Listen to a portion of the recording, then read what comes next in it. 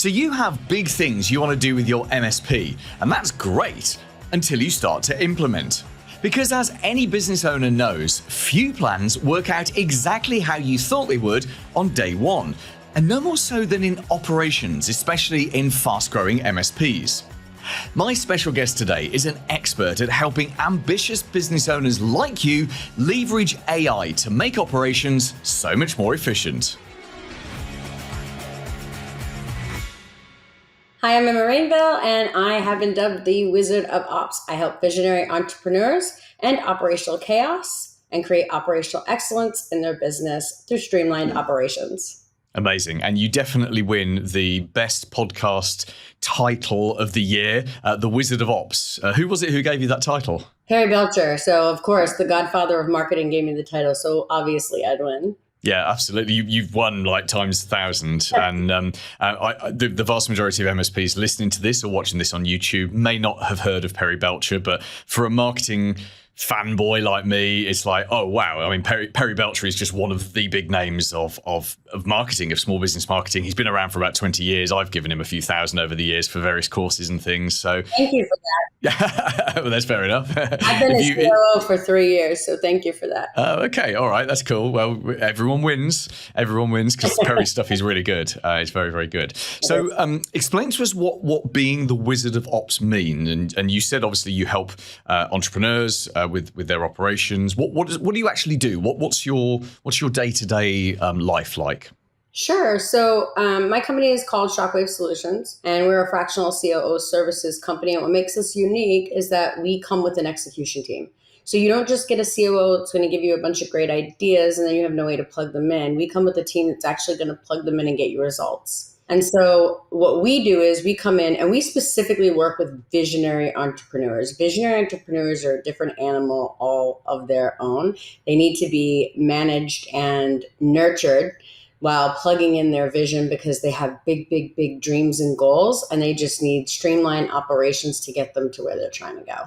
So when you talk about working with visionary leaders, are we talking about the kind of person that is moving at such speed towards this amazing future that they leave this trail of chaos behind them? Absolutely. That's exactly what happens. And then as soon as they're done relaying that vision, they've already thought of the next thing they're going to do. And before anyone can plug anything in, they run back into the room and throw wrenches at the entire team who's trying to build the first thing. So they're generally frustrated with the fact that their whole team can't keep up with them.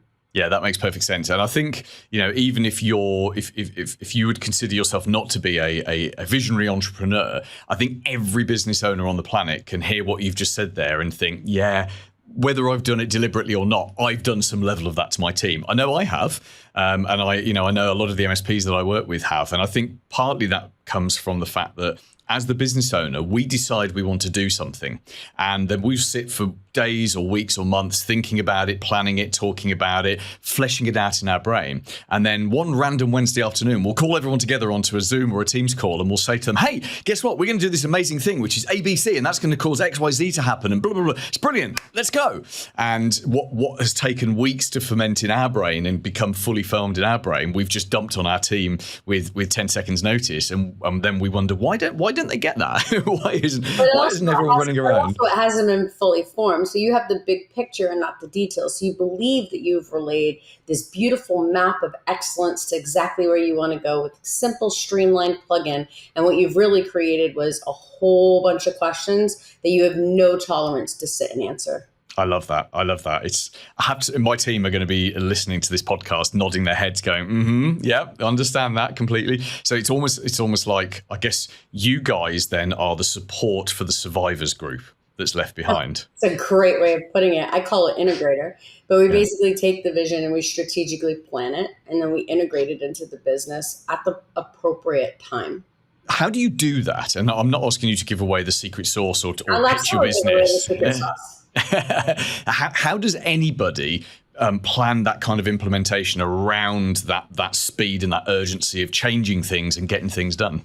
Sure. So it's two methods. The first one is having a foundational framework, and that's called WAVE: written vision, absolute focus, values-driven future, and execution plan.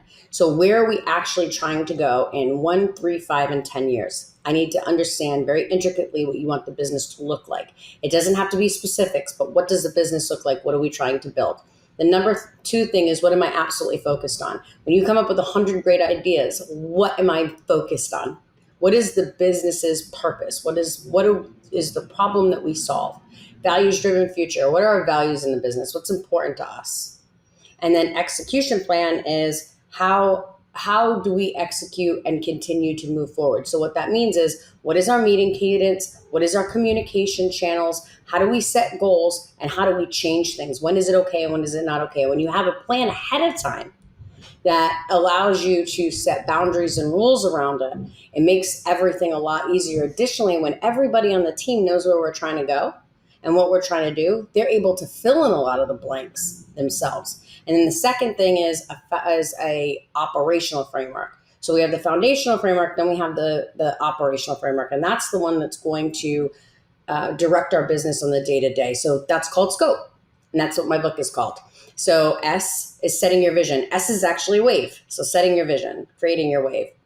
C, creating processes, making sure we have all of our processes documented, understood, profitable, and efficient. O is operational excellence, always functioning in a way that is operationally excellent. That means from the sales process to delivery process to the day-to-day of our business, things are running in a way that makes our customer base or our client base happy. P is people development. Can't grow your business without growing your people. That's a mistake so many people make. And then the third one is, again, it's execution. How are we going to execute all of this? So when a big, great idea comes into play that fits our absolute focus, at what point do we insert that in the business so we don't burn everything else down that we've planned? And when you have those boundaries, those guidelines, those rules in that roadmap, you'll go from a great idea to a great business to great revenue to really great profits. I love that. I love that. And the business owners, the visionaries that you're working with, because obviously you've got a framework there, and sometimes visionaries don't like having to comply to a framework, having to fit within a framework. So even though everything you've said there makes perfect sense, do the people you work with, do they feel like that's holding them back, that it's reducing their speed? Or do they actually see that actually we've got the power here of something that takes all these amazing ideas and focuses them down into the one thing that's going to make the big difference this week? Yeah, so the first month, they love the idea of it all. The second month, they're angry and frustrated. The third month, they start to see some serious traction with projects that they've not been able to get off the ground for a long time. By the 6th month, they see that their new ideas are being implemented, but their old ideas aren't dying because of it. And the freedom of not having to make every decision or figure out every detail by month 6 feels so good. I have never had anyone that I've worked with under these frameworks ever say to me after 6 months, I hate this or I don't like this. They actually, I'll get a phone call, hey, I got an idea. Can you do an absolute focus check? Meaning, does it fit in our business? Yeah. Yeah, I love that. I love that. Emma, let's just focus in our sort of final question or so on the Survivors Club, again, the implementers, right? So we have all sorts of people listen to this podcast and watch this on YouTube, and it's the vast majority are MSP owners, but I know we have some managers, I know we have some marketing managers, marketing implementers, all sorts of people. If for someone who's working with someone like that, who is creating chaos, what's a good first step in telling them to get help without actually using those two words? I think that there is, particularly with aggressive people, which is usually a visionary entrepreneur, they're very aggressive, particularly when it comes with their vision and how simple everything is. I think that the best thing to do is sit down with them and say, I want to, and these words work really well for me every time. I want to slow down for a minute just so that I can go fast. I have some clarity that I need. I think that I can accomplish what you're trying to accomplish, but I have some holes and some pieces here. And when you're not high enough up, right, that's the best way to do it so that they slow down enough to answer your questions. And after you're capable of doing what they needed you to do after that conversation, they'll trust that conversation. It'll happen. It'll happen just because instead of you asking for it. I think that's the best way to go about it. Yeah, I love that. I love that. Emma, thank you very much. Tell us a little bit about your book, where we can get hold of it. Tell us about your business and tell us how we can get hold of you.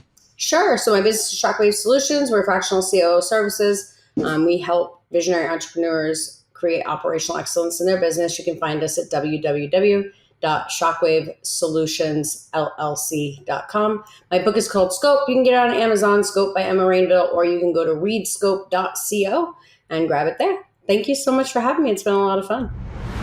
Paul Green's MSP Marketing Edge.